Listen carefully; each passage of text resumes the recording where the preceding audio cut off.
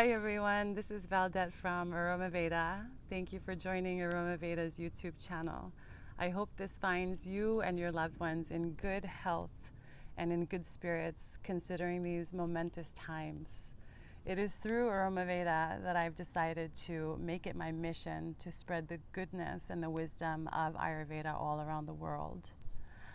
In an attempt to share the views on the topic of Ayurveda with masters in the world of yoga, I've decided to meet with someone whom I consider a giant in the world of yoga. Her name is Gurmukh Kaur Khalsa. For anyone who doesn't know who Gurmukhji is, she is the co-founder of Golden Bridge Yoga.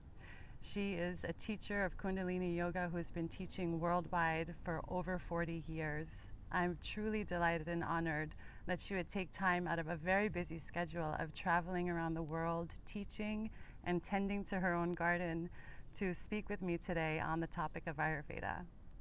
I hope everyone benefits from my interview with her and finds it as contemporaneous and timeless as I did. You'll notice in the interview that there's a little bit of static in our voices. That's because of bandwidth issues we were having. But you can always find a transcript of our interview at aromaveda.com. I hope you enjoy the video, and for more videos like this and knowledge about Aroma Veda's Ayurvedic products, please subscribe and share this with your family and loved ones. Thank you. Good morning, everyone.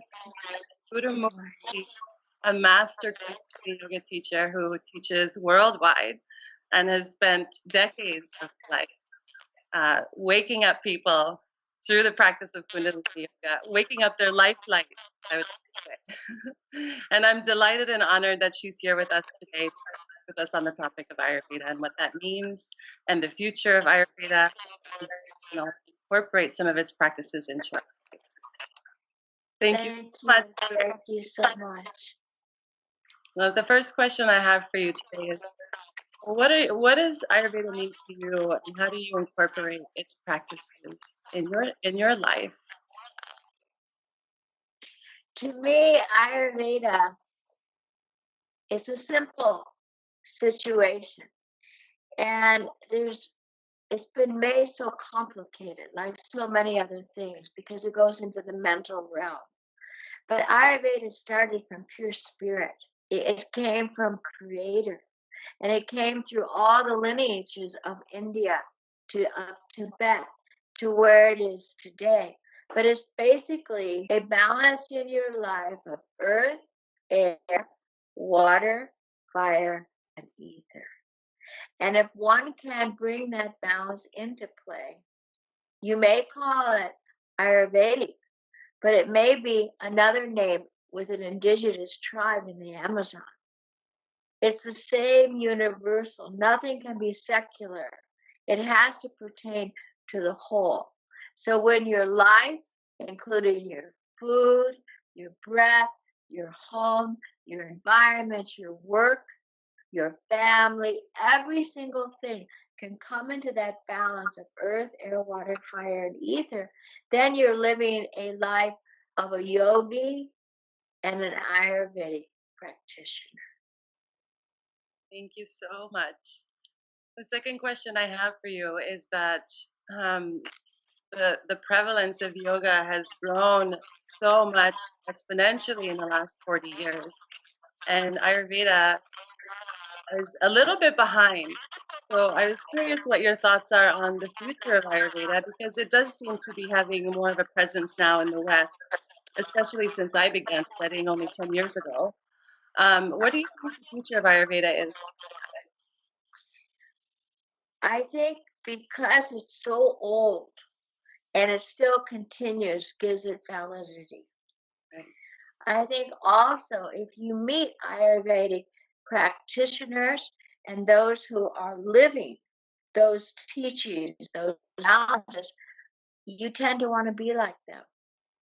So I think it will grow, especially with our challenges right now, that people will have to shift their way of life, their way of thinking, what they eat, what they do, every single thing to stay healthy.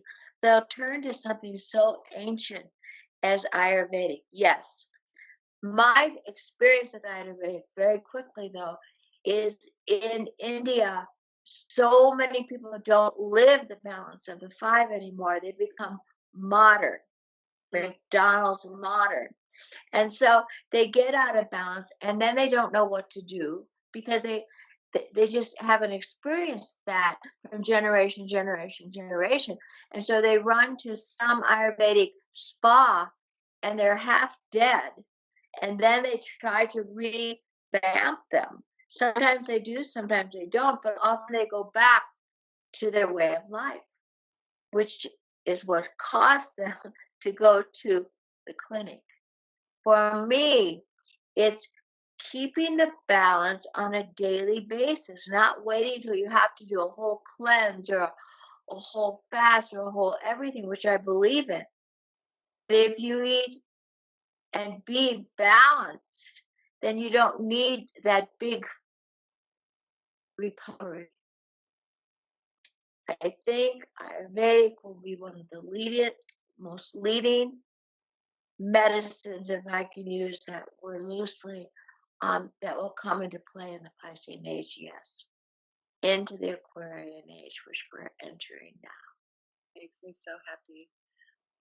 My last question for you, an important question. Ayurveda places an enormous focus and emphasis on digestive health.